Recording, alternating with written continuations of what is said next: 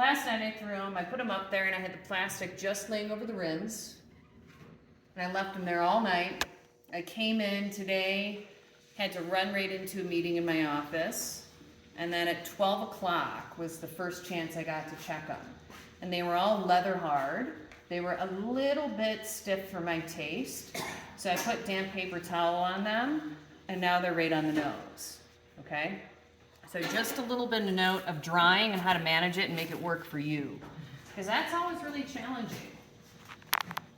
Don't be scared to leave something unwrapped to get it to where you need to be the next time you're going to be in the studio. That's another reason why I really believe in 24/7 access. You may need to just swing in here after hours to do something as simple as just cover your piece, right? Okay. I gotta remember what I was doing. So I'm gonna do a couple of different techniques. So for this one, that's my bottom part, okay? It's not wired off the bat, okay? One of the reasons is I'm gonna have to jam on this and attach another piece. So I'm not actually gonna wire it off the bat yet. It's gonna be stuck to the bat. It may warp a little funny because of this. Another thing you wanna think about when you're working in these compound form techniques is the expectation of a little bit of imperfection. When you're making big pieces, when you're combining things together, you may not be able to get things like dead on, totally center like you would if you were throwing it out of one piece of clay. Expect that going in, okay? When this object is not spinning, you want it to look as centered as it can be, okay? This was the other component I threw on it. This is not wired off yet, okay? So that's the idea of that object. If I couldn't make this size of a piece, I could half it right here, and I could make bowl and bowl, right? This is opened all the way up to the wheel head because I don't want it capped and solid up there. I'm gonna need to deal with fine tuning this, okay? I also chose not to wire this off of the bat for one really logical reason. That way, I'm able to kind of move it with the bat and make sure that I have it placed how I want it to be. So, let's look at these. This is at a good stiffness. This I honestly wish was a little bit softer right here, but I'll be able to rehydrate it, okay? So I want you folks to look at both of these and kind of handle them, pick them up, come check them out. And then we're gonna connect them. So I can do some throwing techniques, but I thought more than any are the same. That is really helpful when you're connecting two pieces, right? So while I was making, I'm gonna kind of walk through how I made these so I'm not like wasting a bunch of time centering. Though I also want to hear ideas next class and see if you need some particular forms revisited, like how to belly something out and bring it back in. That may be helpful. But when I was making this,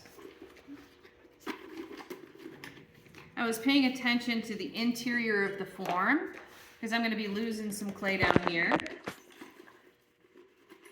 But I know that the inside of the shape is going to determine what I can do to the outside. That's what I'll do.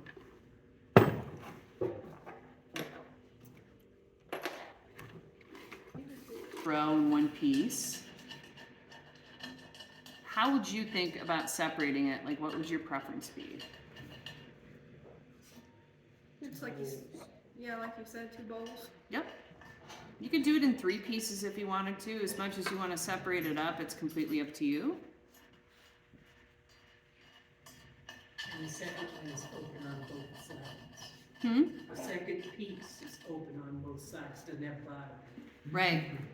Because what's attached to the bat on that is actually going to be the top, right? However, I needed to caliper the base of that, which is why I had to throw it upside down, right?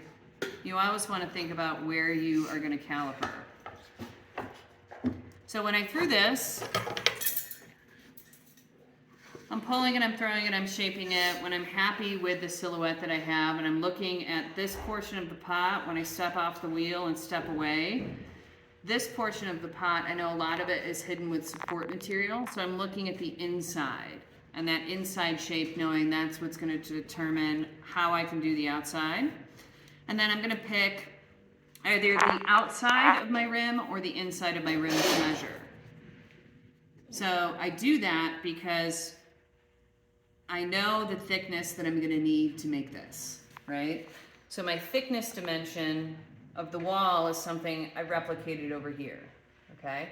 I want the thickness of this edge and the thickness of this edge to match up, because that way I'm gonna have a better shot at connecting those two things together.